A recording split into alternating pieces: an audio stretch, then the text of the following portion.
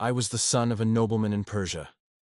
I lived in a grand palace where the only sound was the crackling of fire, and the only sight was blind obedience to the religion of our forefathers. My father was a fire worshipper, and he loved me dearly, more than life itself.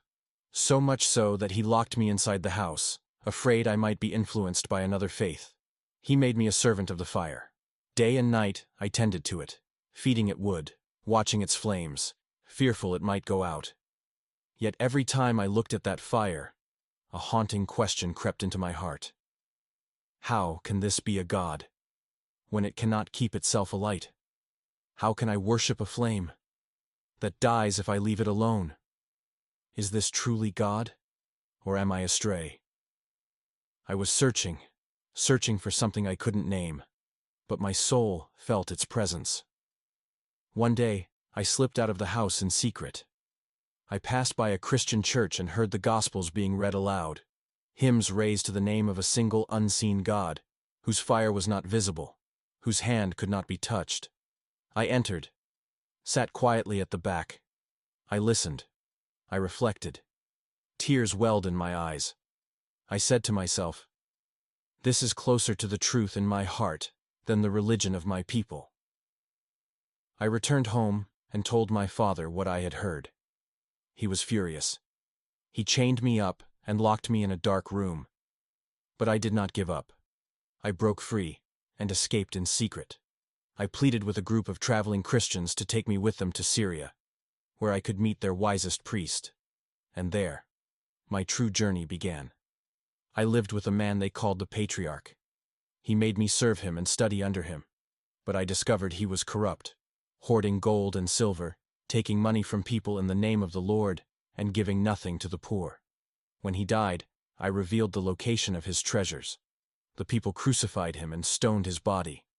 I then studied under another priest, one who was righteous and devout. He lived only from the work of his hands, and he used to tell me, "My son, you are on the path of light." But when death drew near, I asked him, "To whom do you commend me?" He directed me to another man in Mosul. So I traveled there, and again, the story repeated. Each time a righteous man died, he pointed me to the next. From Mosul to Nisibis, and then to Amorium. I crossed deserts, tasted hunger, and slept beneath the stars, just to hear someone speak about God. In Amorium, I worked with my own hands. I was a slave to knowledge, not to men. And when the last priest was dying, I asked him, "To whom do you commend me?" He said, "Prophethood has left the children of Israel.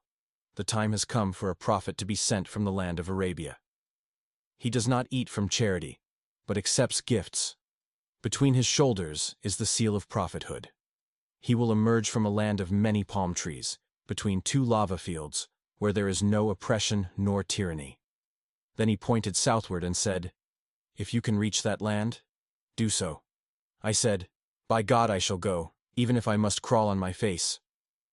I joined a group of Arab traders headed to the Arabian Peninsula, but they betrayed me and sold me as a slave to a Jew in Wadi al-Qura.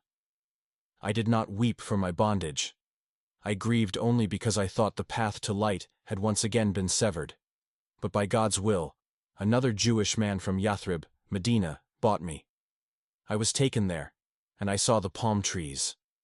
I saw the twin lava plains, and I remembered the words of the priest.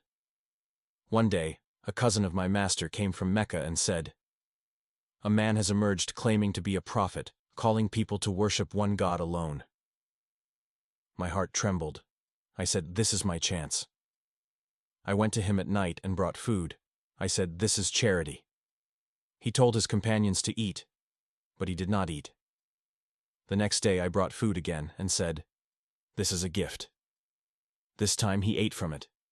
Then I moved behind him, looking at his back, searching for the mark. When the prophet saw me, he removed his cloak, and there it was, the seal. I burst into tears. I wept like a child reunited with his mother after years of being lost. I threw myself at his feet, kissed his hands and cried, "I bear witness that there is no God but Allah, and that you are the messenger of Allah." The prophet smiled, placed his hand on my chest and said, Praise be to Allah who has guided you, O Salman. That day my soul was freed, though my body was still a slave. But the Prophet said to my people, free your companion by writing a contract with his master. So I entered into a contract to buy my freedom, for a sum of money and the planting of many palm trees. The Prophet himself planted each tree with his own blessed hands. None of them withered. I took part in the battle of the trench. It was my idea to dig the trench, and the Prophet said, Salman is one of us, al-Bayt, from a fire-worshipping servant in Persia, to a brother of Muhammad, from tending flames, to serving the light of pure monotheism.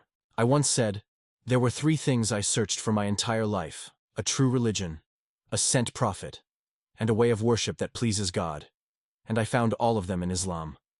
I am Salman. I traveled alone. My soul was torn apart on the roads. I sold myself in pursuit of God, and I found Him. And now, an old man standing on the ruins of yesterday, I say to all who will listen, search, even if it costs you everything.